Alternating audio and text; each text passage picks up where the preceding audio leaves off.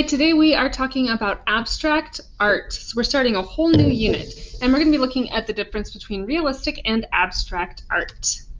Our objective, I can use shapes to make a semi-abstract animal, because knowing how to make art using just shapes will help us make different types of art. And you'll know you did it when you made at least 2 animals out of your shapes, 2 different types of animals, and you used all the shapes in each animal. Realistic art, go like this and say realistic. Good. Realistic art is art that looks like the real thing.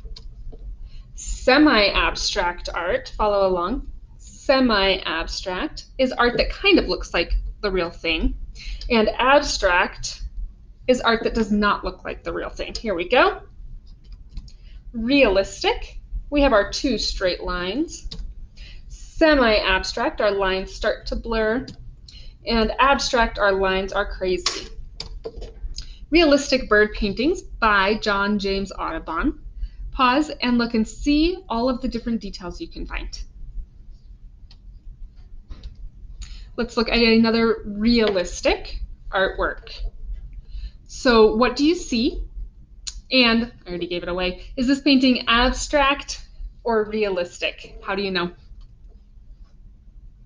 One way I know that it's realistic is because I can tell that that looks like a bunny. It looks like I could reach out and pet that bunny. It's so realistic. Here's another artwork.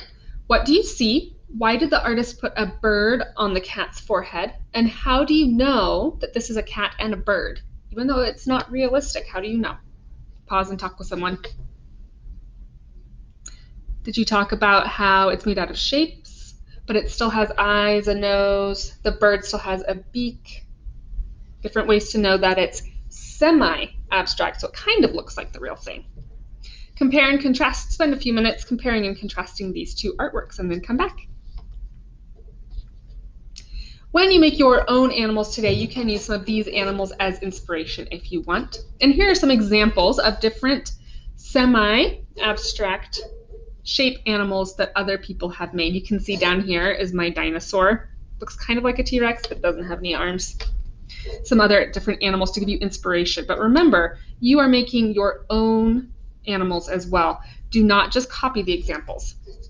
So your semi-abstract animals, you're going to use my Tangram template, and it's found in the next slide or in a future slide or in the materials for this topic.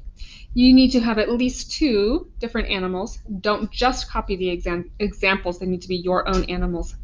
Use shapes, and if you don't have my template, you can trace it, or if you can't print my template, you can trace it, hold it up and trace it from the computer, or you can draw your own shapes. And if you want a blue grade, record a video of yourself. Take a good picture of both of your animals. And here is my video. I will put the template in here as well. I'm excited to see your abstract animals.